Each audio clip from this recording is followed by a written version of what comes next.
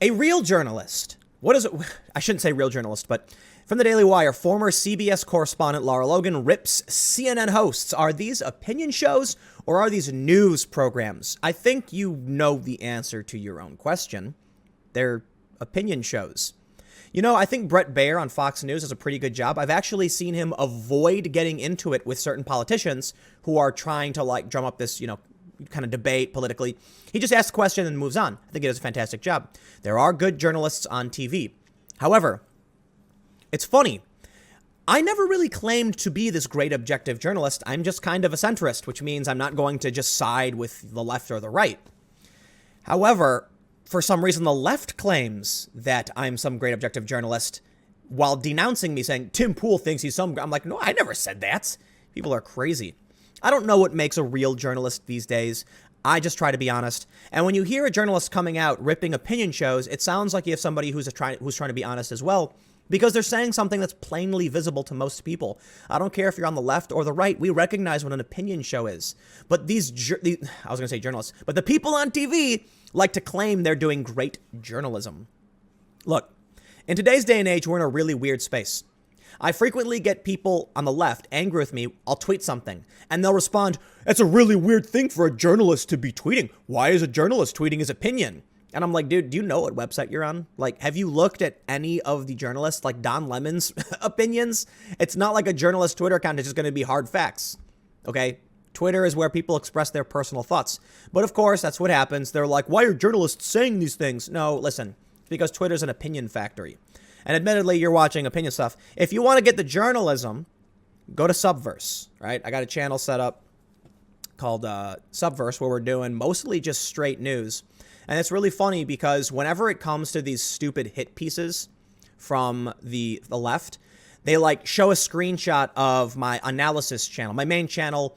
Over time, it's evolved. There was more on-the-ground reporting, and now it's just basically news analysis. And they're like, look at Tim's channel. He's not a journalist. And it's like, bruh.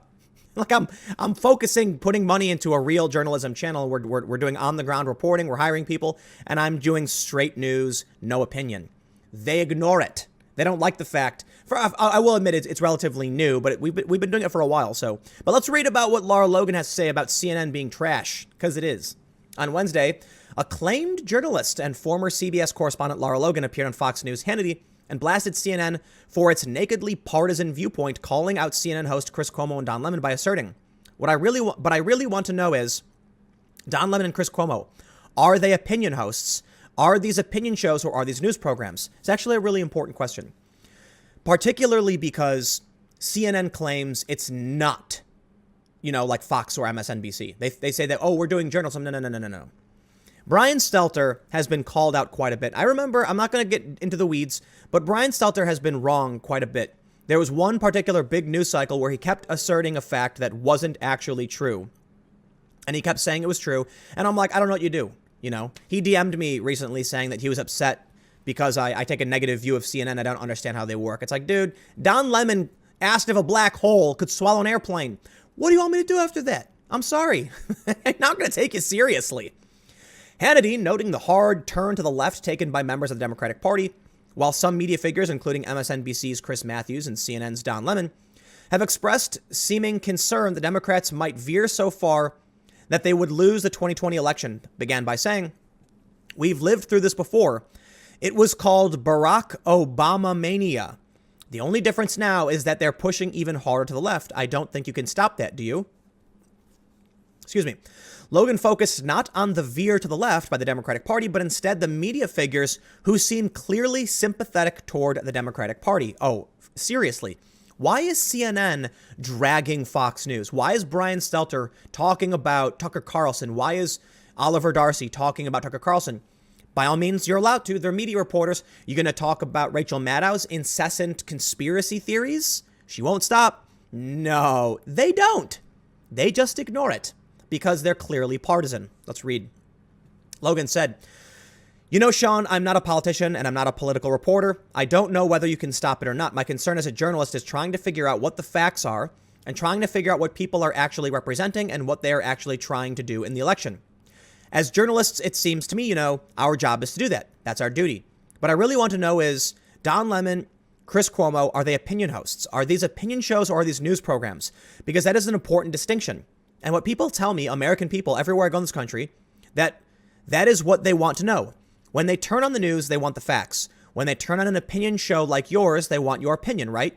So where do these people stand? Where does CNN stand? Clearly, CNN has been doing less 24-hour news cycle stuff and more pre-recorded, pre-produced programming. Like these, they're doing like special shows. They did one on the 70s or something. Why? Because 24-hour news cycle died with social media. We don't need to turn on CNN to figure out what's going on. You know, back in the day, seriously, it's crazy. You'd get a phone call and it would be like, dude, turn on the news right now. And you'd be like, what? Turn on the news. And you'd be like, whoa, you turn the news on. And you'd be like, whoa, something's happening. That's how things used to be. Man, like even 15 years ago, a friend would call me up and be like, turn on the news. And I would do it.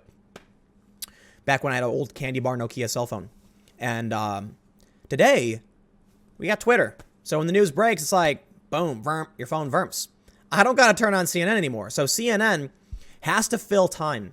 They used to be able to sit there and just read facts. Today, X, Y, and Z happened. 1, 2, 3, 4, yada, yada, yada.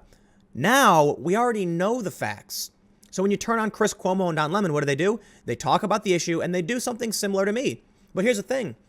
You know you're watching an opinion channel, at least I hope you do, and my main channel is news analysis. While some of the videos can be very heavily news, they mostly end with my opinion on certain issues, especially like today.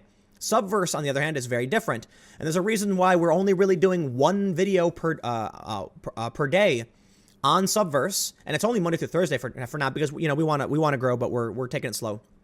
It's because we dig through certain themes, and while there are a lot of news stories out there, you don't necessarily need someone, you don't need to turn on the news and just hear someone talk. This makes it particularly challenging to do daily news. And that's why we're not doing daily news. We're doing Monday through Thursday. So we can take the best stories throughout the week and highlight things we think go together. The ultimate goal for Subverse is to do legitimate on-the-ground reporting, actually reaching out to people for comments and doing real journalism, as well as podcast interviews and expert discussions. Because I recognize when it comes to getting facts, it's easy. It is. In fact, a lot of stories that have been broken are just tweets. Think about it. Let's say there's an event where it's like a plane crashes in a certain place. Do you really need anything more than like a tweet or two? Plane crash in this place, X many people survived, and this happened. And then you can read the analysis piece later where it's like, let's talk about what the MAX, 737 really means. And they start talking about looking at other news stories. That's totally different. If you want the facts, it's easy to come by. So now we're in an interesting news space where, man, it's really interesting to see the evolution of how news is being transmitted because the demand now is for opinion and analysis. And while I think opinions masked as news are terrifying and wrong, analysis is a really good thing so we can better understand what's happening. But let's carry on. Hannity acknowledged that his show sometimes covered hard news, other times did investigative work, and even covered sports and cultural issues, adding, "We're like the whole newspaper, that's my role in the press." And that's fine, Hannity, but it's spearheaded by overt opinion, which I think is okay, I think one of the future strategies for a news organization, especially like what I'm building with Subverse, is people like and trust me. So the content I produce is essentially the top of the pyramid. And then beneath that, I'm trying to use, the funding I get, the donations to hire other journalists to actually do some real hard reporting. Kind of like, Hannity brings up, he's kind of doing that too. The difference is on the internet, I can actually fund long form, long standing content that doesn't have to fit in a 5-minute segment. Joe Concha, media reporter for The Hill, commented, "I can answer Lara Logan's question. And that is on the CNN website. Cuomo and Lemon are listed as anchors." Wow. And they're clearly giving opinions. You just showed one. Wow, that's really interesting. They're listed as anchors. Anchors are people delivering you the news, but these are opinion hosts. Hannity said to Logan, "You were on 60 Minutes. I don't see that anymore. I don't even see 60 Minutes as fair because they take you for 15 hours and chop it down to 15 minutes. It's called edited fake news." Logan laughed. "Well, that happens, Sean, to everybody. I have to say, and Joe, that anchor doesn't answer my question because as an organization, where does CNN stand? Have you taken a political position or have you not? The problem with what has been happening within the media, as far as I'm concerned, is that we claim the middle ground, we claim to be objective, and we're not, and that's dishonest." Man, one of the funniest things to come out of the Joe Rogan podcast is just how insane and absurd news media has become. The Daily Dot wrote about my interview, my segment with Joe Rogan and Jack Dorsey. I think they were trying to be fair, and that's okay. But here's a section of one of their stories. It says, although Poole claims to be frequently says he's a social liberal, quite literally am, and it says, and disassociates from the right, like Joe Rogan, some have claimed he's alt-right adjacent. Who was the some, you might ask? A random cartoon avatar Twitter account that posted a photo of me claiming I was alt-right adjacent. I'm sorry. Why does that person matter at all in public discourse? Literally doesn't. How could you write an article where you're like, some people claim, sure, some people, a random person on Twitter, an anonymous account with a cartoon avatar insulting me? Oh, please. Even Slate refers to me as an independent journalist. Even Right Wing Watch calls me an independent journalist and says I'm not right wing. Even the SPLC called me an individual on the left. But this is where we are in media today. Complete and utter nonsense for the sake of partisan bickering and feigning objectivity. Again, I think what Daily Dot was going for was to appear like they were objective by saying, here's one side, here's the other. I'm sorry, but the other side to your argument is a random Twitter user of no merit. The other is me literally, the link they put for me claiming I'm a social liberal was literally me tweeting out a huge list of all of the things I'm for and against. Quite literally a perfect social liberal position. And I've never contradicted those opinions. I listed a huge thing, like here's what I'm for, here's what I'm for, here's what I'm for. All of them, social liberal, aligning with like a moderate Democrat. And they're like, well, he claims it. It's like, what do you mean I claim it? I literally donated to some Democrats. Oh my God, the media is so disingenuous because they're either pretending to be objective by doing nonsense like this, or like CNN's doing, or they're just lying. I'm going to end by saying something I say very, very often, but I love to bring up. It's very important because not everybody watches every single video I make. So if you've made it this far and you haven't heard this before, let me give you a quick example of using the truth to lie. My favorite example is hydric acid. Hydric acid is used to clean corrosion off car batteries. It's found in cancer cells. It is used in nuclear power plants. It is potentially very dangerous. Even inhaling a small bit could kill you. Now, should we ban hydric acid outright, considering we know how dangerous it is? You frame it the way I did, and everything I said was true, and people are going to say yes. And then I tell you that hydric acid is just another term for water. Everything I said was true, but the framing is what manipulated you. I know many of you have probably heard me say this already because I said it like last week, but it needs to be brought up when we talk about this stuff for those who didn't see it in the last video. Think about that. Think about how they can say Don Lemon is a news anchor. That's true. What they omit, who hosts an opinion show. You see how that last bit is really important? You omit that part. Let me tell you another story. I was in Venezuela and someone asked me where I was from. What do you think I said? Do you think I said, I'm from America? Hell no. I said, oh, I'm from Vice magazine. And he goes, no, where are you from? What country? And I said, oh, Vice is a Canadian magazine. And he went, okay, and he walked off. You see what I did there? I didn't lie. I told him the truth.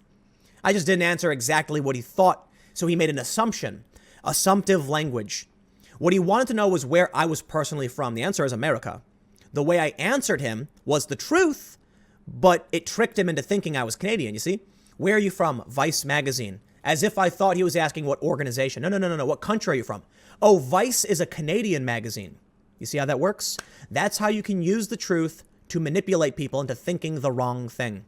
I'm going to leave it there. I got one more video coming up in a few minutes. I will see you then.